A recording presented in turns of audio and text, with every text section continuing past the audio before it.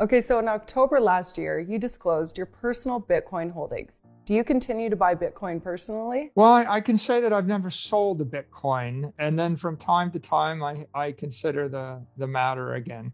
Um, but I still have all that Bitcoin, and I haven't made any other announcements about future acquisitions of Bitcoin, but I may. Okay, so do you think there's any correlation between what is happening in China with Evergrande and Bitcoin? I think that over the long run, no. Uh, right now, Evergrande's got a bunch of debt, and they probably can't pay it all back. So there's, I don't know, I guess a lot of short-term dislocation in the markets.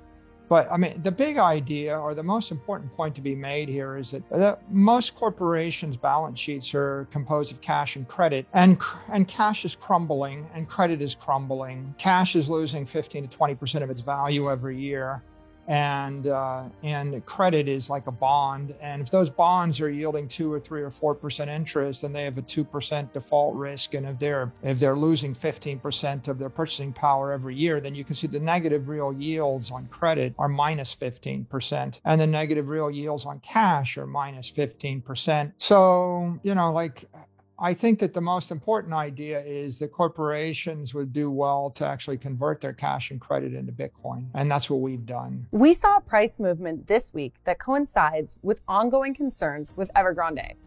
Do you think there's a direct correlation between Evergrande and Bitcoin price action? I'm not a trader. So the truth is, I'm not buying Bitcoin to trade it every minute or every hour or every day. I'm buying it to hold it for a decade, between a decade and 100 years.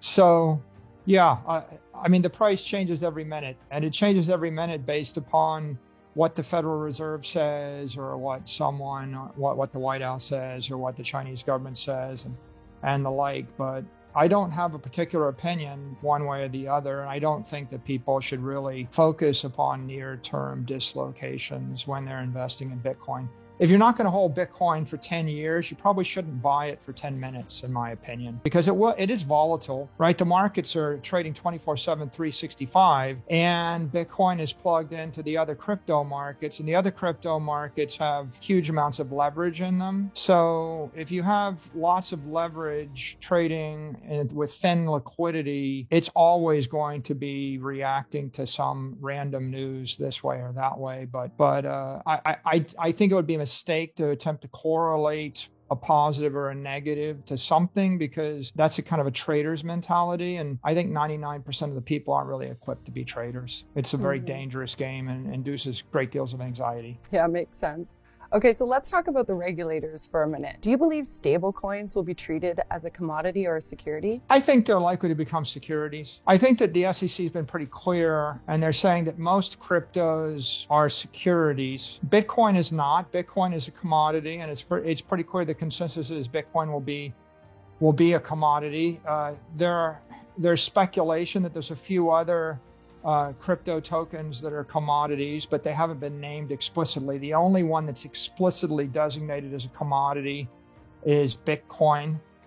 I think that stable coins look like money market funds. Like if you give me $50 billion and I give you 50 billion in tokens, and then I invest the $50 billion into a bunch of bond instruments or credit instruments, then I'm taking risk with the 50 billion. If I were to, for example, invest the $50 billion into Evergrande bonds, and the bonds were to crash by 75%, then the $50 billion of stable coins would become $15 billion or $12 billion of stable coins. And so the SEC and the regulators have a point, which is when you're buying a stable coin, you're probably you're entering into an investment contract, and there is risk. And that means that you would want to know how that capital is invested. If I gave you 50 billion and you put it into a bank account yielding 0% interest in US dollars, that's a much less risky asset or balance sheet than if I took the same 50 billion and bought GameStop. I mean, you could do anything in between. So yeah, I think that they will be deemed as securities, especially the centralized ones. Okay, so from our research, at one time you were a Bitcoin skeptic, and now you are an investor and advocate for Bitcoin. Could you walk us through what made the light go off for you to become a Bitcoin bull? Yeah, I think that Bitcoin's is such a radical new idea that unless you have a need for the solution and you have a lot of time to spend to understand how Bitcoin works, it's easy to brush it off or arm wave it off. The thing that caused me to embrace Bitcoin was in March of 2020, the global economy came to a grinding halt. And it was pretty clear to me that the world wasn't going to just bounce back to the same thing that it had been 15 days later. And when the Federal Reserve and the central banks of the world started to expand the money supply at a very aggressive rate, what we saw was a K-shaped recovery.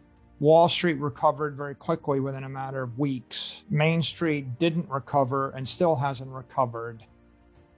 And our company was sitting on top of about $500 million of capital, primarily invested in cash and credit. And when it became clear that what we had was $500 million that was going to yield 0% interest, probably for the next 4 years, and it also became clear that it was going to be increasingly difficult to do business as an operating company, we had to look to other ideas. And so we discovered Bitcoin because we wanted to find a way to not see the $500 million debased away. At a 20% monetary inflation rate, then the $500 million would be cut in half in 3 years. And so we had a problem in March of 2020. It became very clear. Before March of 2020, for the previous decade, monetary inflation rates ran about 7% in the Western world. So it was a nagging issue, but not a mortal or a terminal disease. I think that after March of 2020, ignoring it became much more difficult to do. Okay, so let's talk about MicroStrategy. The company's legacy software business is Enterprise Intelligence Analytics. Does this tie into Bitcoin, or are there plans for MicroStrategy to at some point create software that surrounds Bitcoin? We always think about these things. About a year ago, we had a $500 million business growing about 0% a year, and we had a $500 million balance sheet paying 0% interest. And then we got into Bitcoin, and that $500 million balance sheet paying 0% interest became a $5 billion balance sheet growing much faster. Bitcoin's growing 130% a year on average for a decade. So we all of a sudden have a very big Bitcoin business. The $500 million enterprise software business is now growing about 10% a year. So we were able to get a boost on the business intelligence software business by entering Bitcoin. And I think the reason why is because it boosted our brand by a factor of 100. It boosted our credibility with all the CXOs and all of our customers by a factor of 10. It was really great for employee morale and employee retention. It cut our attrition rates dramatically. And, if you're an employee and you're holding stock or stock options and the stock increases by a factor of 5 over 12 months, then that's motivational. You feel like you're winning. So it became easier for us to recruit and easier for us to retain all of our talent. And then we got this great new set of channels on Twitter and YouTube where we could get our message out 100x greater, 100x cheaper. So I would say Bitcoin is a benefit to the core business. It's a second order benefit.